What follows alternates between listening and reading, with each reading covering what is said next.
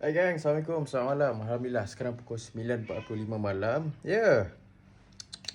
Alhamdulillah, rezeki Allah. Mik dapat order daripada customer nak hantar ke Damansara. So, ingat tak kerusi yang Mik refurbish hari tu? Alhamdulillah dah ada buyer. Okay, kira jackpot lah untuk customer tu. Sebab apa saya kata jackpot? Harga kerusi tu untuk satu kerusi 650. Itu kalau yang baru.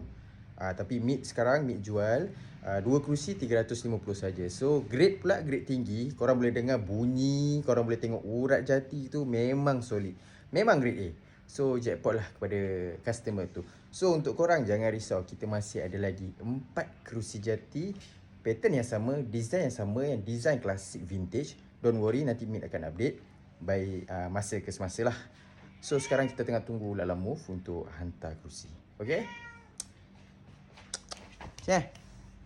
Pushpa. Okay. Tak sempat saya nak wrapping dengan kotak sebab kotak saya belum sampai lagi.